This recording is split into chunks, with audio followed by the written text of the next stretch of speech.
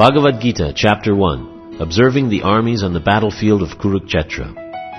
Dhritarashtra said, O Sanjaya, after my sons and the sons of Pandu assembled in the place of pilgrimage at Kurukshetra desiring to fight, what did they do? Sanjaya said, O king, after looking over the army arranged in military formation by the sons of Pandu, King Duryodhana went to his teacher and spoke the following words. O my teacher, behold the great army of the sons of Pandu, so expertly arranged by your intelligent disciple, the son of Drupada. Here in this army are many heroic bowmen, equal in fighting to Bhima and Arjuna, great fighters like Yudhana, Virata, and Drupada. There are also great heroic powerful fighters like Drishtaketu, Chekitana, Kasiraj, Purujit, Kuntibhoj, and Shaibya. There are the mighty Yadumanu, the very powerful Uttamaja, the son of Subhadra, and the sons of Draupadi. All these warriors are great chariot fighters. But for your information, O best of the Brahmanas, let me tell you about the captains who are especially qualified to lead my military force. There are personalities like you, Bhishma, Karna, Kripa, Ashvatthama, Vikarna, and the son of Somodatta called Bharishrava, who are always victorious in battle. There are many other heroes who are prepared to lay down their lives for my sake. All of them are well equipped with different kinds of weapons, and all are experienced in military science. Our strength is immeasurable, and we are perfectly protected by grandfather Bhishma, whereas the strength of the Pandavas, carefully protected by Bhima, is limited. All of you must now give full support to grandfather Bhishma as you stand at your respective strategic points of entrance into the phalanx of the army. Then Bhishma, the great valiant grandsire of the Kuru dynasty, the grandfather of the fighters, blew his conch shell very loudly, making a sound like the roar of a lion, giving Duryodhana great joy. After that, the conch shells, drums, bugles, trumpets, and horns were all suddenly sounded, and the combined sound was tumultuous. On the other side, both Lord Krishna and Arjuna, stationed on a great chariot drawn by white horses, sounded their transcendental conch shells. Lord Krishna blew his conch shell, called Panchajanya. Arjuna blew his Devadatta, and Bhima, the voracious eater and performer of Herculean tasks, blew his terrific conch shell, called Pundra. King Yudhisthira, the son of Kunti, blew his conch shell, the Ananta Vijaya, and Nakula and Sahadev blew the Sugosha and Mani Pushpaka. The great archer, the king of Kashi, the great fighter Shikandi, Drishtadyumna, Virata, the unconquerable Satyaki, Drupada, the sons of Draupadi, and the others, O king, such as the mighty armed son of Subhadra, all blew their respective conch shells. The blowing of these different conch shells became uproarious, vibrating both in the sky and on the earth. It shattered the hearts of the sons of Dhritarashtra.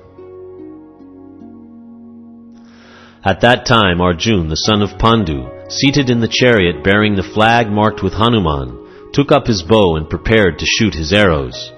O king, after looking at the sons of Dhritarashtra drawn in military array, Arjuna then spoke to Lord Krishna these words. Arjuna said, O infallible one, please draw my chariot between the two armies so that I may see those present here who desire to fight, and with whom I must contend in this great trial of arms. Let me see those who have come here to fight wishing to please the evil-minded son of Dhritarashtra. Sanjaya said, O descendant of Bharata, having thus been addressed by Arjuna, Lord Krishna drew up the fine chariot in the midst of the armies of both parties. In the presence of Bhishma, Drona, and all the other chieftains of the world, the Lord said, Just behold, Partha, all the Kurus assembled here. There Arjuna could see within the midst of the armies of both parties his fathers, grandfathers, teachers, maternal uncles, brothers, sons, grandsons, friends, and also his fathers-in-law and well-wishers. When the son of Kunti Arjuna saw these different grades of friends and relatives, he became overwhelmed with compassion and spoke thus. Arjuna said, My dear Krishna, seeing my friends and relatives present before me in such a fighting spirit, I feel the limbs of my body quivering and my mouth drying up. My whole body is trembling, my hair is standing on end, my bow Gandiva is slipping from my hand, and my skin is burning.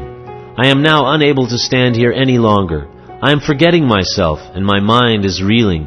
I see only causes of misfortune, O Krishna, killer of the Keshi demon.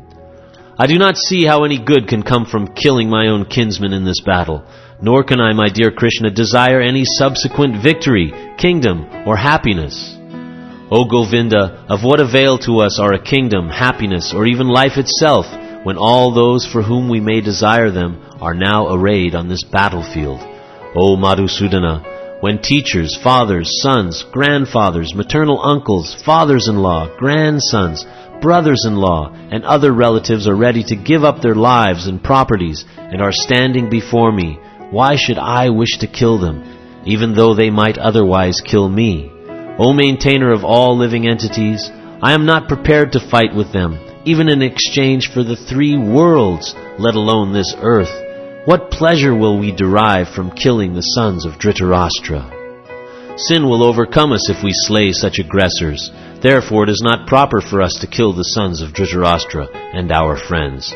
What should we gain, O Krishna, husband of the goddess of fortune? And how could we be happy by killing our own kinsmen?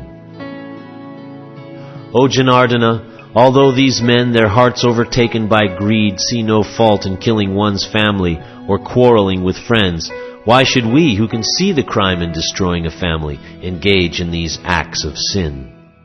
With the destruction of dynasty, the eternal family tradition is vanquished, and thus the rest of the family becomes involved in irreligion. When irreligion is prominent in the family, O Krishna, the women of the family become polluted, and from the degradation of womanhood, O descendant of Vrishni, comes unwanted progeny.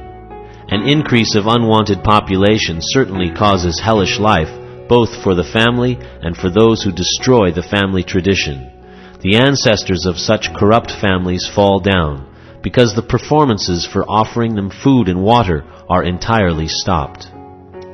By the evil deeds of those who destroy the family tradition and thus give rise to unwanted children, all kinds of community projects and family welfare activities are devastated. O Krishna, maintainer of the people, I have heard by disciplic succession that those who destroy family traditions dwell always in hell. Alas, how strange it is that we are preparing to commit greatly sinful acts. Driven by the desire to enjoy royal happiness, we are intent on killing our own kinsmen. Better for me if the sons of Dhritarashtra, weapons in hand, were to kill me unarmed and unresisting on the battlefield. Sanjaya said, Arjuna, having thus spoken on the battlefield, cast aside his bow and arrows, and sat down on the chariot, his mind overwhelmed with grief.